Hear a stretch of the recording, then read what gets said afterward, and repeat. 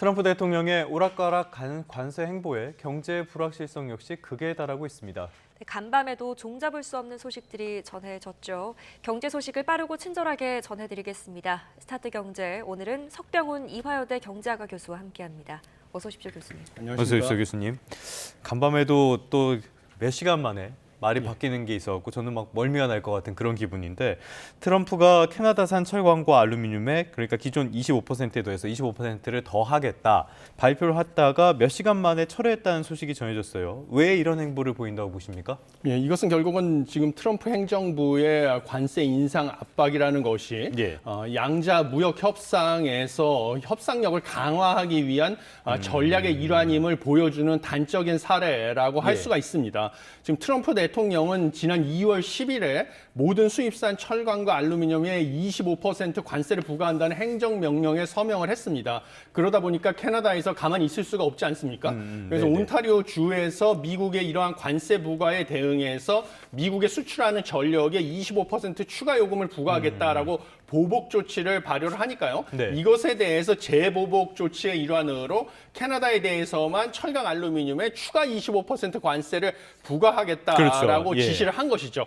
그러니까 온타리오 주에서 전기료 할증을 결국은 보류할 수밖에 없는 것입니다. 왜냐하면 캐나다가 미국하고 비교했을 때 경제 규모가 작기 때문에요. 이런 식으로 맞불 전쟁을 벌였을 때 경제 피해를 입는 규모는 캐나다가 훨씬 더 미국보다 클 수밖에 없습니다. 아무래도 미국의 의존을 더 많이 하고 있으니까. 그렇습니다. 그래서 캐나다가 전기료 할증을 보류하고 미국도 당연히 캐나다로부터 원하는 결과를 얻어냈으니까 보복성 관세를 철회했다라고 보시면 되겠습니다. 네, 서로 지금 협박도 하고 있는 것 같아요. 캐나다 자동차 산업 문 닫게 할 것이다, 또 뭐 전기 끊을 것이다, 이런 협박이 오가고 있는 것 같은데, 캐나다와 미국 사이에 이런 신경전 언제까지 계속될 거라고 보십니까? 이러한 신경전은 사실은 향후 미국과 캐나다 간의 양자 협상 과정에서 원하는 조건을 얻어내기 위해서는 다시 부각될 가능성이 크다, 이렇게 보고 있습니다. 사실 지금 극적으로 뭔가 협상 테이블이 마련되기 전까지는요, 분위기는 상당히 험악했습니다. 트럼프 대통령 같은 경우에는 미국 유제품에 대해서 250에서 390%에 달하는 캐나다의 반미 농민 관세를 인하할 것을 요구하면서요. 그다음에 캐나다가 전기료를 할증하겠다고 하는 지역에 대해서 국가 비상사태를 선포할 뿐만 아니라 캐나다의 그 자동차 산업을 붕괴시킬 정도로 높은 관세를 부과하겠다라고 위협을 했더니, 캐나다의 그 더그 포드 온타리오 주지사 역시 주저하지 않고서 미국으로 가는 전기를 완전히 차단할 것까지 지금 뭐 각오를 하겠다, 이런 식으로 험악한 분위기까지 갔는데요. 이러한 상황이 향후 협상 과정에서 협상이 원활하지 않을 경우에 다시 벌어질 수 있을 가능성도 있다, 이렇게 보고 있습니다. 굉장히 이렇게 기존의 외교 관계나 이런 데에서는 보기 힘든 모습들이 굉장히 자주 연출이 되는 것 같은데, 미국과 캐나다, 멕시코 이렇게 이야기를 한다면요, 북미의 경제 공동체나 다름이 없잖아요. 특히 캐나다나 멕시코는 미국에 대한 경제 의존도도 굉장히 높고요. 왜 미국이 이런 전통적인 우방국을 향해서 이렇게 첫 수를 날렸다고 보십니까? 지금 미국이 멕시코, 캐나다에 대해서 25% 관세 부과를 하겠다고 먼저 선제적으로 치고 나간 것은 지금 뭐 3가지 정도의 이유가 있다라고 저는 보고 있습니다. 지금 명분으로 내세운 것은 마약과 불법 이민을 차단하겠다 라는 것을 명분으로 내세웠죠. 그래서 중국에서 생산된 펜타닐이 캐나다와 멕시코를 통해서 미국으로 유입된다고 판단을 하고요. 이 마약 공급 루트를 차단하겠다라는 것이 주 명분이었고요. 또 다른 것은 멕시코로부터 들어오는 불법 이민을 차단하겠다. 이 2가지가 중요한 명분이었는데요. 그 뒤에 숨어 있는 미국의 의도는 크게 3가지입니다. 첫 번째는 멕시코를 통해서 중국의 우에 수출되는 것을 차단한다라는 것이 주 목적이 되겠습니다. 미국과 멕시코, 캐나다는 USMCA라고 하는데 미국, 캐나다, 멕시코 자유무역 협정이라는 것을 트럼프 행정부 1기 때 체결을 했습니다. 그래서 미국과 멕시코, 캐나다 간에는 관세가 무관세이기 때문에 중국에서 트럼프 행정부 1기 때 미국 수출에 대해서 관세를 높게 인상을 하니까 이것을 회피하기 위해서 멕시코와 캐나다에 많은 공장을 건설하고요. 예. 여기에 중간재를 수출한 다음에 거기서 최종재를 조립을 해서 미국으로 수출하는 방식으로 미국의 관세 장벽을 피해왔습니다. 예. 이것을 차단하기 위한 목적이 하나가 있고요. 네. 두 번째는 미국의 자동차 산업을 보호하는 데 있습니다. 미국의 자동차 및 부품 무역 수지 적자가 전체 무역 수지 적자의 무려 26%나 차지하고요. 대멕시코 무역 수지 적자의 81%나 차지합니다. 그런데 트럼프 이번에 미 대통령 당선과 그 의회 선거 승리에 결정적인 역할을 한 러스트벨트 지역 경제에서 자동차 산업이 큰 부분을 차지하고 있기 때문에 자동차 산업을 보호함으로써 러스트벨트 지역의 경제를 부양하고자 하는 목적. 그다음에 마지막은 USMCA를 재협상하겠다. 왜냐하면 미국, 캐나다, 멕시코 자유무역 협정 결과에 따라서 미국의 캐나다와 멕시코에 대한 무역 적자가 상당히 커졌다라고 네네네. 판단을 하고 있어서 이것을 자유무역 재협상을 하기 위해서 미국의 유리한 조건을 끌어내기 위해서 미국과 캐나다를 압박하고 미국이 캐나다와 멕시코를 압박하고 있다고 보고 있고요.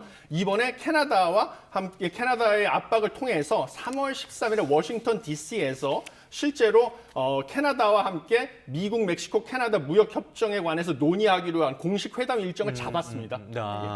알겠습니다. 그렇게 말씀을 하신 걸 들어보니까 이제 겉으로 내세우는 것들이 있고요. 그 속에 담겨진 그런 뜻들, 뭐 우회 수출이라든지 자동차 산업 보호라든지 재협상이라든지 이런 것들이 있다라는 건 알겠는데 일각에서는 이런 것들이 별로 효과는 보지 못하고 미국과 주변국들의 경제만 망가뜨릴 것이다 이런 전망도 나오거든요. 교수님께서는 전망을 어떻게 보십니까? 제가 보기에는 실제로 관세 같은 경우는요, 이런 협상에서 유리한 조건을 얻어내고 상대국을 협상 테이블로 끌어내기 위한 협박용일 가능성이 크고요. 그다음에 무엇보다도 지난 시간에 말씀드린 것처럼 2년 뒤에 있을 중간 선거에서 승리를 해서 레임덕을 막는 것이 주요 목적이기 때문에 관세 인상에 대한 협박은 단기에 그칠 가능성이 크고요. 그다음에 중간 선거 이전에 뭔가 표를 얻어내기 위한 좀 가시적인 성과, 그래서 대외 투자 유치를 하고요. 투자 유치를 얻어내서 일자리를 창출하고 그다음에 무역 적자를 낮추는 이런 가시적인 성과를 얻어낼 것이라서 단기간에 이 관세 인상에 대한 불확실성은 해소가 될 가능성이 크다 이렇게 보고 있고요. 실제로 트럼프 행정부 1기 때도 중국에 대해서 관세 인상을 45%까지 하겠다라고 대선 과정에서 공언을 했지만 트럼프 행정부 1기 종료 때 대중국 평균 관세 인상률은 20%에 불과했습니다. 그래서 똑같은 일이 이번에도 벌어질 가능성이 크다 이렇게 보고 있습니다. 네, 이런 가운데 오늘 낮부터 철강 알루미늄에 대한 25% 관세 부과가 이제 조치가 됩니다. 이제 당장 K철강의 경쟁력을 좀 보여줘야 할 시점이 온 것 같은데 우리나라 지금 어떻게 좀 대응하고 있습니까? 예, 지금 뭐 정부에서 그 철강 업계하고 매일 그 간담회를 갖고 대응 방안을 논의해 왔던 것으로 알고 있습니다. 그런데 지금 현재로서는 이 관세 부과가 우리 철강 산업에 있어서 이 기회가 될 수도 있다, 뭐 위기인 동시에 기회가 될 수도 있다 이런 지금 주장들이 있는데요. 사실 뭐 관세 부과 이전에도 보면 미국이 기본적으로 중국의 수출 경로를 차단하는 목적이 있기 때문에 만약에 중국으로부터의 철강 수입을 차단을 하게 될 경우에 단기적으로 미국이 철강 제품을 갖다가 어디서든 100% 자급을 하는 것은 불가능합니다. 현 상황에서. 그러면 중국산 철강 제품을 대체할 때 적합한 대체 수입처는 어디냐라고 봤을 때는요. 단기적으로는 한국산 철강밖에 없다. 마땅한 대체 수입처가. 이런 것이 결론이었습니다. 그래서 단기적으로는 우리나라 철강 업계에는 기회가 될 수도 있다. 이렇게 보고 있습니다. 그 한 가지 이유는 그동안에 멕시코와 캐나다는 자유무역 협정 때문에 무관세로 철강 알루미늄 제품을 미국으로 수출할 수가 있었는데 이쪽에서도 25%의 관세를 부과하기 때문에 한국도 역시 쿼터제 하에서 이제 연간 263만 톤에 대한 것은 무관세로 수출했지만 여기도 25% 관세를 부과하지만 대신 우리는 수출 물량을 늘릴 수도 있는 것이거든요. 수출 상한이 없어지기 때문에요. 그래서 미국, 멕시코 철강 제품과 우리나라 철강 제품이 동일한 조건 하에서 미국에서 경쟁을 하게 되고요. 중국산 철강 제품에 대해서 만약에 대미 수출이 어려워지게 되면 품질에서 우리가 경쟁력만 있다고 하면 미국 시장에서는 단기적으로 수출이 늘어날 가능성도 있다. 이래서 이것은 기회가 될 수도 있다고 보고 있고요. 그다음에 트럼프 대통령이 지금 강조하고 있는 알래스카 천연가스 개발 사업에서 우리나라의 철강 제품이 거기에 납품을 하게 되는 또 기회가 될 수도 있다. 이렇게 보고 있습니다. 예. 그렇지만 중장기적으로 봤을 때 이러한 전략은 결국은 미국 내에 철강 산업을 부흥시키고 일자리를 만들어서 중간 선거에서 승리하기 위한 전략이다 네네. 보니까 우리는 결국은 대미 투자를 늘려가지고 미국 내에서 일자리를 늘릴 수밖에 없는 예. 상황으로 갈 수밖에 없고 이것은 결국은 국내 일자리가 미국으로 넘어가는 것이거든요. 그래서 이에 대한 대책이 필요하다 이렇게 보고 있습니다. 알겠습니다. 어떤 측면에서는 기회가 될 수도 있고 어떤 측면에서는 위기이기도 하고 우리가 대응하기에 따라서는 사용하기에 따라서 다를 것 같습니다. 자, 어쨌건 이런 상황이 이어지면서 이제 증시도 굉장히 타격을 많이 받고 있어요. 간밤에는 상황이 좀 나아질까 했는데 간밤에도 조성세가 이어졌거든요. 어떻게 보셨습니까? 예, 간밤에도 말 그대로 그 트럼프 대통령의 말 한마디에 따라서 증시가 널뛰기를 했습니다. 예. 최종적으로는 블루칩 위주의 다우 지수는 1.14% 하락했고요. 나스닥 기술주의주 나스닥 지수 0.18%, 대형주 위주의 S&P 500 지수도 0.76% 모두 3대 지수가 하락을 했는데요. 예. 장중에는 사실 널뛰기를 했습니다. 그 전날 낙폭이 워낙 컸기 때문에 장 초반에는 사실 반발 매수세가 유입돼서 소폭 상승을 했지만요. 그 트럼프 대통령의 캐나다에 대한 보복 관세 발표로 하락세로 전환된 다음에요. 마지막에 극적으로 캐나다에서 전기료 할증 철회하고 보복 관세 철회하면서 증시가 반등하는 듯 했다가 트럼프 대통령이 다시 뭐 시장이 좋았다 나빴다 하는 거에 대해서 일희일비하지 않고 국가 재건을 네네네. 하겠다라는 소식이 전해지면서 3대 지수가 하락 반전하면서 마감을 했습니다. 롤러코스터네요. 예, 그렇습니다. 완전히. 예. 그러다 보니까 결국은 이제 월가에서 이러한 트럼프 대통령 정책에 대한 불확실성 때문에 미국 증시 투자 비중을 줄이겠다라는 움직임이 빨라지는 것이 아니냐라는 우려가 실제로 커지고 있습니다. 실제로 투자은행인 시티은행에서는 미 증시에 대한 투자 의견을 비중 확대해서 중립으로 낮췄고요. 네. 이것을 반영해서 투자 자금들이 미국에서 유럽, 중국 등으로 이동하는 것이 보여지고 있습니다. 대표적인 그 증거가 달러 인덱스가 0.39%또 하락해서 달러가 평균적으로 좀 낮아지고 있다. 달러 인덱스는 주요 통화에 대한 달러의 가치를 6개 주요 말씀하시는 통화에 거죠? 대한 달러 예. 가치의 가중 평균이죠. 그래서 외국인 투자자들이 달러를 갖다가 자기네 나라 통화로 환전을 한 다음에 이제 중국이나 유럽 증시로 빠져나가고 있다. 이런 것을 보여주고 있는 것으로 이해하시면 되겠습니다. 네, 말씀하신 것처럼 지금 경기 침체, 경기 둔화에 대한 우려가 커지고 있는데 이런 가운데 지금 미국의 투자은행들도 전망을 좀 비관적으로 돌리고 있는 것 같아요. 예, 그렇습니다. 지금 대형 투자은행들이 트럼프 행정부의 정책 불확실성 이것들이 결국은 미국의 내수 소비를 침체시키고 그다음에 투자 자금들을 이탈시켜서 지금 경기 침체를 유발할 것이다라고 하면서 경제 전망을 점점 비관적으로 전환하고 있습니다. 네. 대표적으로 JP 모건은 경기 침체 확률을 30에서 40%로 높였고요. 골드만삭스도 15에서 20%, 모건 스탠리도 25에서 30%로 경기 침체 확률을 점점 높였습니다.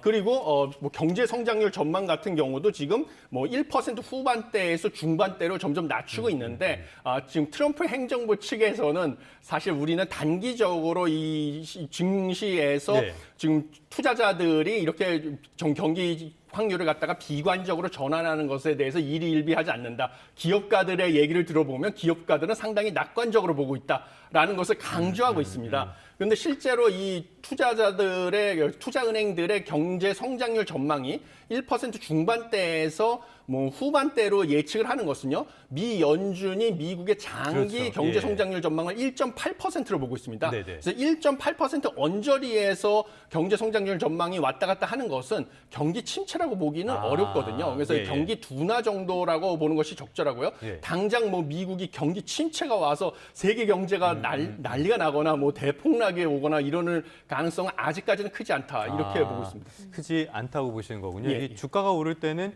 자기 덕이라고 하더니 주가가 떨어지니까 발을 빼는 그런 모습도 보여주는데 우리 증시를 포함해서 전 세계 증시, 아시아 증시들도 많이 영향을 받았어요. 오늘도 여파 어떻게 될까요? 예, 일단은 미국 증시가 하락했기 때문에 우리나라 좋진 증시도 않겠죠? 항상 동조화 현상이 최근에 강해지고 있습니다. 그래서 상당히 좋지 않을 것으로 보고 있고요.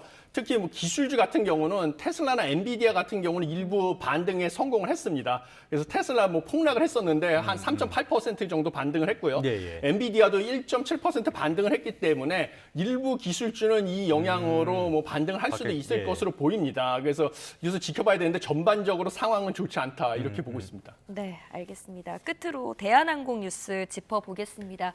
41년 만에 CI가 바뀌었습니다. 이게 CI라는 게 기업의 어떤 상징, 얼굴과도 같은 건데 이 같은 변화가 어떤 걸 의미할까요? 예, 지금 아시아나항공하고 합병을 앞두고 지금 CI를 바꿈으로써요. 기업의 상징과 같은 CI를 바꿈으로써 뭔가 통합 항공사로서 서로 이제 단합을 이루고요. 완전한 통합을 이루겠다라는 의지를 드러낸 것으로 보고 있습니다. 그래가지고 이 통합 항공사 같은 경우는 이제 규모 면에서 세계 11위가 될 것으로 예상이 되는데 지금 두 기업 간의 이 직원들의 이 완전체로서의 이 결속력을 다지는 으로써 이 서비스의 질을 끌어올리겠다라는 것으로 보이고요. 그다음에 이 많은 항공기를 보유하고 있지 않습니까? 그래서 이 항공기를 새로 도색을 하기 위해서는 한 3, 4년의 시간이 걸리기 때문에 지금 CI를 갖다가 새로 변경한 것을 발표해야지만 도색 작업을 늦지 않게 지금 진행할 수 있다 이렇게 보고 있고요. 통합 승무원 유니폼이 상당히 관심사인데 그동안에 대한항공 유니폼이 상당히 인기가 있었습니다. 디자인도 뭐 좋다 이렇게 보고 있어가지고 이것을 개선하는 데 있어서는 좀 시일이 걸린다. 그래서 통합이 완료되는 시점이 2027년쯤에 통합 승무원 유니폼을 공개할 것이다라고 밝혔습니다. 알겠습니다. 지금 이 두 회사의 합병을 두고 기대도 있고요. 예를 들어서 메가캐리어가 탄생을 해서 굉장히 어떤 위상 같은 게 올라갈 것이다 이런 기대도 있고 반대쪽에서는 여러 가지 우려들도 있어요. 서비스 질이 하락한다든지 뭐 노동자들의 고용이 불안해질 것이라든지 이런 우려에 대해서는 교수님은 어떻게 전망하십니까? 예, 사실 우려가 있는 것이 현실입니다. 왜냐하면 독점 항공사가 탄생을 하기 때문에 이 독점 기업의 경우에는 가격을 올리고 서비스의 질을 떨어뜨리거나 이런 식의 방식으로 이윤을 높일 가능성이 크다라는 것이 경제학의 상식이거든요. 이에 대해서 지금 대한항공 측에서는 독점 우려를 하는 것은 사실은 뭐 이제 과도한 지적이다, 과도한 우려다 이렇게 주장을 하고 있습니다. 왜냐하면 이 상호 협정에 의해서 인천공항으로 취항을 하고 있는 다른 국제 항공사들이 약 50여 개 항공사가 있고요. 대한항공이 그 항공사들이 취항하고 있는 노선으로 취항을 하게 되면 상호 협정에 의해서 다른 50여 개 국제 항공사들도 대한항공이 취항하는 노선, 심지어 국내 노선에까지 취항을 할 수가 있다. 그렇기 때문에 국내 국적 항공사는 하나에 불과하지만 다른 국제 항공사들도 대한항공이 취항하는 노선에 취항하고 있기 때문에 독점이 아니라 50여 개 국제 항공사들하고 경쟁을 하는 것은 여전하다 이렇게 주장을 하고 있습니다. 그렇지만 국내선의 경우에는 사실은 독점력이 더 강해져가지고 서비스 질 저하 가능성은 여전하다라고 저는 보고 있고요. 그다음에 국내에는 저가 항공사들이 많기 때문에 저가 항공사를 통한 좀 경쟁을 조성하는 정부의 좀 노력이 필요하다 이렇게 보고 있습니다. 여기서 하나는 에어 부산은 분리 매각하는 것이 아니냐 저가 항공사 중에 하나인데 이거에 대해서는 분리 매각 가능성 계획은 없다라고 일단은 부인을 했습니다. 네, 몸집이 커진 만큼 보다 더 행복하고 안전한 여행을 좀 선물해 줄 수 있는 항공사로 거듭나길 바랍니다. 오늘은 여기까지 듣겠습니다. 석병훈 이화여대 경제학과 교수와 함께했습니다. 오늘 잘 들었습니다. 고맙습니다.